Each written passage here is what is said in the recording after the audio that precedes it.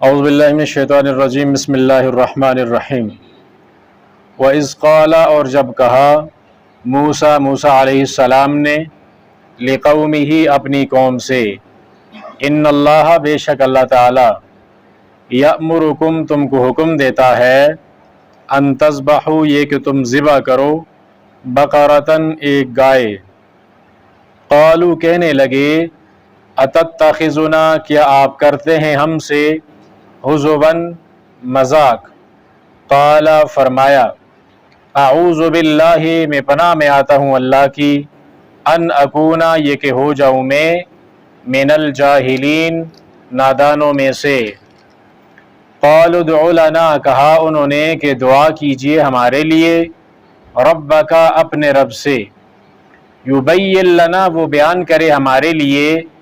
ما ہیا گائے کیسی ہونی چاہیے قال فرمایا انہو بے شک وہ اللہ یقول فرماتا ہے انہا بے شک وہ بقرۃ گائے ہو لا فارض نہ تو بوڑھی ہو ولا بکر اور نہ چھوٹی عمر کی عوان بین ذالک درمیانی عمر کی ہو ففعلوا پس کرو تم ما تؤمرون جو تمہیں حکم دیا جاتا ہے قالوا ادع لنا کہا انہوں نے کہ دعا کیجیے ہمارے لیے ربک اپنے رب سے یبین لنا وہ بیان کرے ہمارے لیے وہ بتائے ہم کو ما لونہا اس کا رنگ کیسا ہو قال فرمایا انہو بے شک وہ اللہ یقول فرماتا ہے انہا بے شک وہ بقرۃ گائے ہو صفراء زرد رنگ کی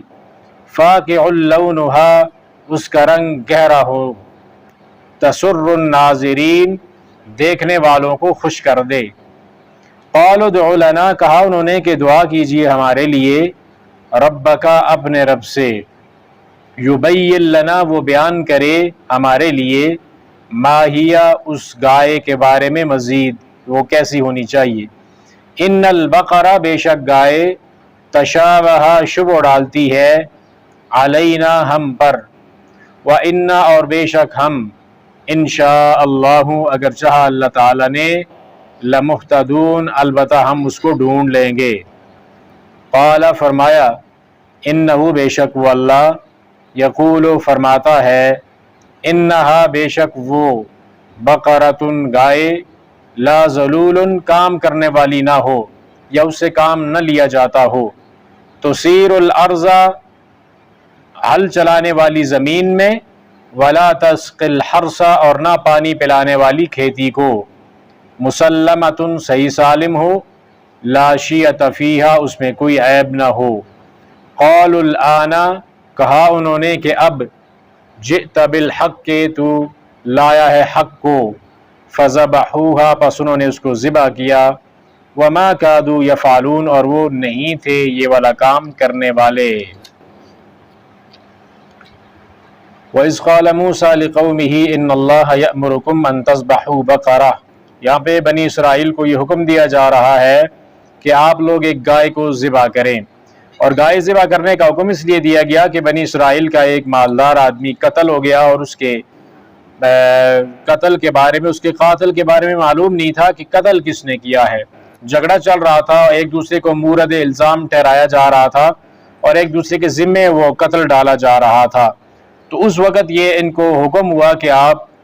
ایک گائے کو ذبح کیجئے اب گائے کو ذبح کرنے کا حکم کیوں دیا گیا وہ بھی اس لیے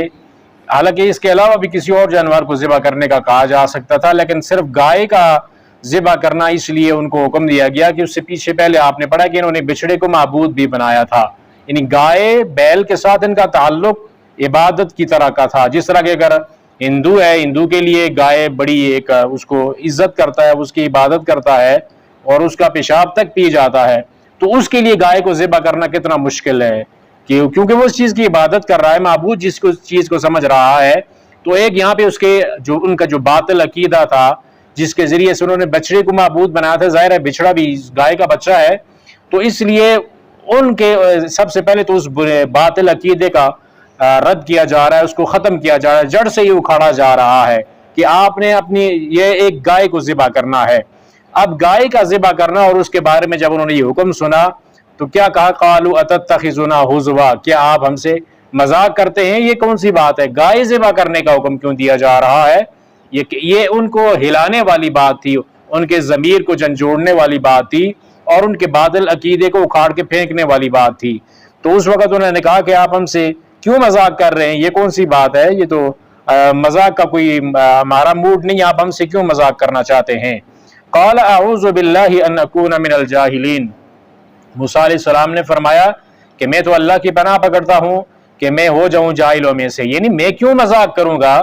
میں کوئی بھی آدمی، کسی آدمی کے لیے یہ جائز نہیں ہے کہ وہ کسی دوسرے آدمی کا مذاق اڑائے، اور نبی اپنی امت کے لوگوں کا کیسے مذاق اڑا سکتا ہے؟ نبی کی شایان شان نہیں ہے کہ وہ کسی کا مذاق اڑائے، یہ والا کام تو نبی کے لیے لائق بھی نہیں ہے اور نبی کے لیے سوٹ بھی نہیں کرتا، نبی تو ایسا کام کر بھی نہیں سکتا، تو یہ والا کام کر ہی نہیں سکتا۔ اور دوسری بات یہ ہے کہ جب اللہ رب العالمین کا حکم ہے، رب نے حکم دیا ہے آپ کو گائے ذبح کرنے کا، تو اس کے اندر مذاق کرنے کا تو سوال بھی نہیں پیدا ہوتا۔ اللہ رب العالمین کی جو بات ہے اس کے اندر مذاق کا سوال بھی پیدا نہیں ہوتا۔ تو میں اللہ تعالیٰ کی پناہ پکڑتا ہوں، اگر میں بھی مذاق کرنے لگ جاؤں تو پھر تو مجھ میں اور نادانوں میں اور ناسمجھ لوگوں میں اور جن کے پاس کوئی علم نہیں ہے ان میں کون سا فرق رہ جاتا ہے؟ تو میں یہ والا کام نہیں کرتا، میں تو آپ کو اللہ تعالیٰ کا حکم سنا رہا ہوں۔ اب یہ جو اللہ تعالیٰ نے ان کو حکم دیا ہے، اب اس کا جواب یہی بنتا تھا ٹھیک ہے ہم گائے ذبح کر لیں گے، لیکن چونکہ جو گائے کی محبت یا بچھڑے کی محبت اور اس طرح کی چیزوں کی جو پرستش ان کے اندر موجود تھی، اس کے حساب سے اور بہانے بھی تراش رہے تھے، کیونکہ وہ جو گائے انہوں نے ذبح کرنی تھی اس گائے کے ذریعے سے قاتل کا پتہ چلنا تھا، تو اس قتل کو بھی چھپانے کی کوشش ہو رہی تھی، اور گائے کو ذبح کرنے کے اندر بھی تردد ہو رہا تھا، تو ہیلے اور بہانے کر رہے تھے، اپنی جان چھڑانے کے لیے سوال پہ سوال کیے جا رہے تھے۔ قالوا ادع لنا ربک یبین لنا ما ہی، سب سے پہلے کہا کہ اللہ تعالیٰ سے دعا کیجئے کہ وہ بیان کرے گائے کیسی ہونی چاہیے، کون سی گائے، کیسی گائے، گائے کے بارے میں ہمیں تفصیل کے ساتھ بیان کیا جائے گائے کس طرح کی ہونی چاہیے۔ تو اللہ تعالیٰ نے فرمایا قال انه يقول انها بقرۃ لا فارض ولا بکر عوان بین ذلک، کہ یہ جو گائے آپ نے ذبح کرنی ہے یہ بڑی عمر کی ہو، ڈیڑھ عمر کی بھی نہ ہو، ایسی نہ ہو کہ بوڑھی گائے ہو اور اس کا جو پٹھے ہیں وہ بھی بہت زیادہ کمزور ہو چکے ہوں اور وہ چلنے کے قابل بھی نہ ہو، بہت زیادہ بوڑھی بھی نہ ہو اور بہت چھوٹی سی بچی بھی، وہ بھی گائے کی ذبح نہیں کر دینا، بلکہ درمیانی عمر کی صحیح تازی موٹی گائے، جوان عمر کی وہ گائے آپ لوگوں نے ذبح کرنی ہے۔ آپ کو جو حکم دیا جا رہا ہے آپ وہ کام کرنے والے بن جاؤ۔ یہاں پہ بھی ان کو یہ کہا جا رہا ہے کہ آپ کو جو حکم دیا گیا ہے گائے ذبح کرنے کا آپ وہ کام کرو، سوالوں کے اندر کیوں الجھتے ہو، سوال کیوں بار بار پوچھتے ہو؟ لیکن اس کے باوجود پھر بھی کہ تیسری مرتبہ پھر سوال کر رہے ہیں۔ قالوا ادع لنا ربک یبین لنا ما لونھا، اب گائے کے بارے میں پتہ تو چل گیا کہ یہ ہونی چاہیے جوان گائے ہونی چاہیے، بوڑھی بھی نہ ہو، بچی بھی نہ ہو، اب رنگ کے بارے میں بھی تو پتہ ہونا چاہیے نا کہ رنگ کیسا ہونا چاہیے گائے کا۔ قال انه يقول انها بقرة صفراء فاقع لونها تسر الناظرین، تو فرمایا کہ اللہ رب العالمین فرماتا ہے کہ وہ گائے زرد ہو اور اس کا جو رنگ ہے وہ بالکل گہرا رنگ ہونا چاہیے، چمکتا ہوا رنگ ہونا چاہیے، دیکھنے والوں کو خوش کر دے، یعنی گائے کو جو بھی بندہ دیکھے تو اس کو دیکھ کر خوش ہو جائے، اتنا اٹریکٹیو اس کا کلر ہونا چاہیے کہ دور سے دیکھے تو اس کے اوپر فوکس کرے ہر بندہ، اور سارے لوگوں کی نظریں اس کے اوپر ہونی چاہیے کہ کیا گائے ہے اور اس کا کیا رنگ ہے، یعنی ایسی جو ہے وہ چمکیلی جس کا رنگ چمک رہا ہو اور زرد رنگ کی بھی ہو، تو یہ والی گائے آپ لوگوں نے ڈھونڈنی ہے اور اس کو آپ نے ذبح کرنا ہے۔ اب یہ جو اپنے آپ کو اور مزید مصیبت کے اندر انہوں نے ڈال دیا، درمیانی عمر کی جو گائے بہت ساری ممکنہ مل جاتی، لیکن رنگ کے بارے میں بھی سوال کر کے اپنے آپ کو مزید اور مشکل کے اندر ڈال دیا۔ قالوا ادع لنا ربک یبین لنا ما ہی ان البقرۃ شابہ علینا وانا ان شاء اللہ لمہتدون، پھر انہوں نے کہا کہ ہمارے لیے دعا کیجیے اپنے رب سے کہ مزید اس گائے کے بارے میں بتایا جائے، اس کو ابھی بھی ہمیں تسلی نہیں ہوئی کہ گائے جو ہے وہ زرد رنگ کی ہو، درمیانی عمر کی ہو، یہ تو سمجھ لگ گئی ہے، لیکن اس کے بارے میں ہم مزید جاننا چاہتے ہیں، کیونکہ اس طرح کی گائیں اور بہت زیادہ ممکنہ مل جائیں تو اس کو تھوڑا سا مزید اور اس کی کوالٹیز کو بیان کر دیا جائے تاکہ ہمارے لیے اچھا ہو جائے۔ ہم اگر اللہ نے چاہا تو اس گائے تک پہنچ جائیں گے اور اس طرح کی گائے ہم ڈھونڈ لیں گے۔ قال انه يقول انها بقرة لا ذلول تثير الارض ولا تسقي الحرث مسلمة لا شية فيها۔ تو موسیٰ علیہ السلام نے فرمایا کہ رب العالمین فرماتے ہیں کہ وہ گائے ایسی ہو جو گائے بالکل کوئی کام نہ کرتی ہو، کام نہ کرتی ہو، اس سے زیادہ اچھا اس کا ترجمہ یہ ہو سکتا ہے کہ جس سے کوئی کام نہ لیا جاتا ہو، کیونکہ جانور اپنی مرضی تو نہیں کرتے، وہ مسخر ہوتے ہیں انسانوں کے، وہ انسان جس طرح اس کو استعمال کریں گے تو اسی طرح ظاہر اس نے استعمال ہونا ہے۔ تو یہ گائے جو ہے یہ کوئی بھی کام نہ کرتی ہو، نہ تو یہ زمین کے اندر تثیر الارض زمین کو پھاڑتی نہ ہو، یعنی مطلب زمین کے اندر ہل نہ چلاتی ہو، ولا تسقی الحرث اور نہ ہی کھیتی کو پانی پلاتی ہو۔ اب یہاں پہ اگر ہم یہ جو ہمارا یہ جو علاقہ ہے اس کے اندر اگر ہم دیکھیں تو جو گائے ہے یا بھینس ہے اس سے تو یہ والا کام نہیں لیا جاتا، نہ تو اسے ہل چلوائی جاتی ہے اور نہ ہی کھیتی کا پانی اس سے لگوایا جاتا ہے۔ لیکن آپ پنجاب والی طرف دیکھیں نا تو جو بھی چیز ہوتی ہے نا اس سب کے پیچھے انہوں نے گاڑی باندھی ہوئی ہوتی ہے، وہ چاہے بیل ہے تو تب بھی اس کے پیچھے وہ گاڑی ہے، اس کے بھی اوپر وہ سارا چارہ وغیرہ اٹھا کر لاتے ہیں، وہ بھینس کے پیچھے بھی باندھتے ہیں، بھینس کو بھی نہیں چھوڑتے ہمارے یہاں، تو بھینس آرام سے لیٹی ہوئی ہوتی ہے اور مزے سے کھا رہی ہوتی ہے تو اس سے بھی وہاں پہ کام کرواتے ہیں۔ کٹا جو ہے نا، کٹا ہمارے یہاں ویسے دودھ پی پی کے لیٹا ہوتا ہے، اس کے پیچھے بھی وہ باندھتے ہیں، یعنی وہ اپنے جانوروں سے وہ کام سارے کے سارے لے رہے ہوتے ہیں، جو کام یعنی اپنا جو چارہ وغیرہ جو کھاتے ہیں یا کھیتی کے معاملات ہوتے ہیں وہ سارے کے سارے ان جانوروں سے لیے جاتے ہیں، اور اس وقت بھی ظاہر یہ کام لیے جاتے تھے، تب ہی ان کو کہا گیا ہے کہ یہ جو گائے ہے نا آپ نے ایسی یونیک قسم کی گائے، اتنی لاڈلی گائے آپ نے لانی ہے کہ جس کے مالک نے اس سے کوئی بھی کام نہ کروایا ہو، بس اس کی خدمت کی ہو اچھے خاصے، اور اس کو پالا پوسا ہو بڑے نازوں سے پلی ہوئی گائے، وہ آپ کے پاس ہونی چاہیے، کوئی بھی کام اس نے نہ کیا ہو محنت کا، نہ تو کھیتی کو پانی پلایا ہو، نہ ہی ہل چلائی ہو، اور اس کے اندر کوئی عیب کسی قسم کا وہ بھی نہیں ہونا چاہیے۔ ایسا بھی نہیں ہے کہ کوئی سینگ ٹوٹا ہوا لے آئیں، کوئی پاؤں اس کا زخمی ہو، جسم کا کوئی حصہ اس کے اندر کوئی عیب ہو، کسی طرح کا عیب بھی برداشت نہیں کیا جائے گا، آپ نے بغیر عیب کے وہ چیز لے کر آنی ہے۔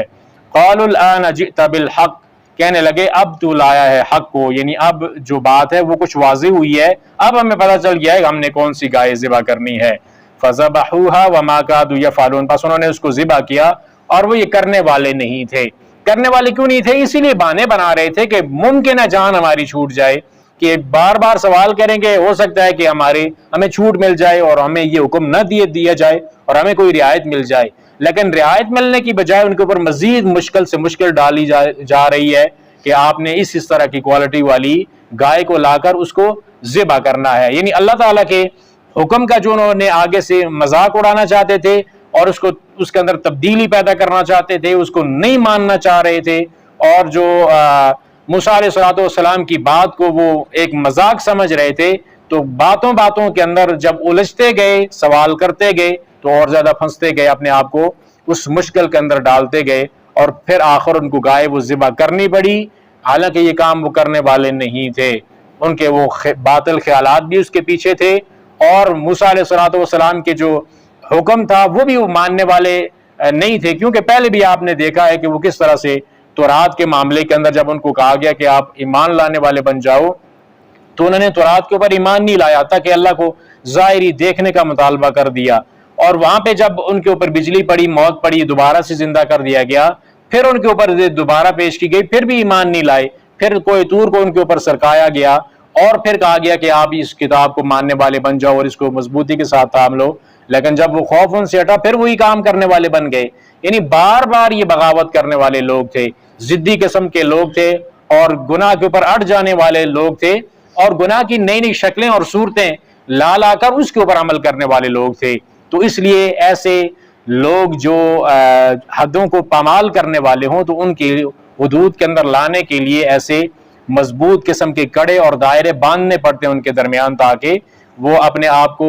جو ہے اس دائرے کے اندر ان کو بند کر کے ان سے عمل کروایا جاتا ہے۔ یعنی جو لاتوں کے بوت ہیں وہ باتوں سے پھر ظاہر نہیں مانتے، تو یہ لاتوں کے بوت تھے، اس لیے ان کو اس طرح کی مشکلات کے اندر پھر ڈالا گیا۔ اور توبہ بھی آپ نے پیچھے دیکھا کہ ان کی کیسے قبول ہوئی، کہ ان کو کہا گیا کہ آپس میں ایک دوسرے کو قتل کرنے والے بن جاؤ۔ یعنی احکامات ان کے اوپر سخت اس لیے تھے کہ ایسے لوگ ہی ایسے تھے، طبیعتیں ان کے ایسی تھی، اب امت محمدیہ صلی اللہ علیہ وسلم کی طرف آئیے، آسانیاں اس لیے ہیں کہ یہ امت مانتی ہے سمعنا و اطعنا، کہ ہم نے سنا، ہم نے اطاعت و فرما برداری کی۔ ان کی رویے وہ نہیں تھے، سنتے تھے، حجتیں کرتے تھے، نافرمانیاں کرتے تھے، مذاق اڑاتے تھے، تو اس لیے یہ معاملات ان کے ساتھ پیش آئے۔ تو اللہ رب العالمین کا جو بھی حکم ہو، ہمارے لیے اس کے اندر عبرت یہ ہے کہ اللہ رب العالمین نے جو ہمارے لیے احکامات نازل کیے، کوئی بھی حکم ہے قرآن و سنت کا، ہمیں من و عن اسی کو اس طرح مان لینا چاہیے، حیل و حجت نہیں کرنی چاہیے، اپنی عقل کے گھوڑے نہیں دوڑانے چاہیے، بلکہ اللہ اور اس کے رسول کے حکموں کی فرما برداری کرتے ہوئے